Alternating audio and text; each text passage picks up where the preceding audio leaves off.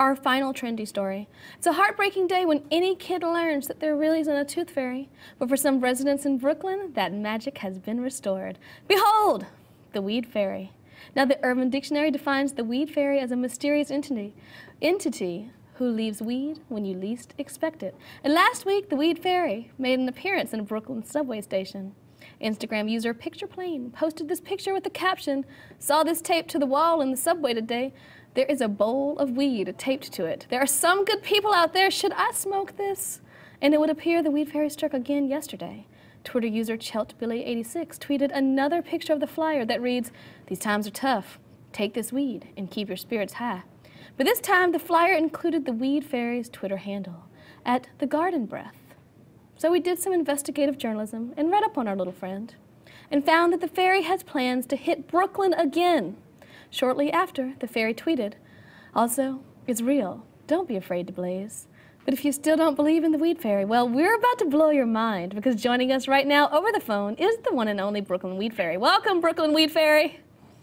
Hey there. I cannot even believe it is you. Unreal. How much weed have you given away? Not much. I've given out a few nuggets here and there. I'm still not sure how legal or illegal this is, so I didn't want to give out so much that the cops would raise their eyebrows and do an investigation. But I guess I left enough to make a few people happy, and that's great. Hey, you're making not just a few people happy, but individuals are starting to believe in life again. How much money has being the weed fairy cost you?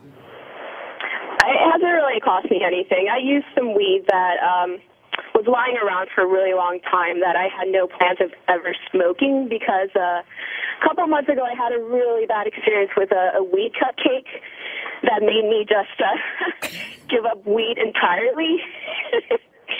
And I thought, was it with the strain? Did you have a bad experience with the strain that you're giving away? No, definitely not. So my ex-girlfriend's roommate brought back some weed cupcakes from LA, and I had never tried it, so I decided to just gobble one down in one sitting, which was the biggest mistake that I've probably ever made in my life, because you're supposed to pace yourself with those things. So within 2 hours of eating it, I felt like dying, and I almost called 911. So when I woke up, maybe 13 hours after passing out, I swore to never smoke weed again, just because I don't think I can take it. My mind just goes too wild.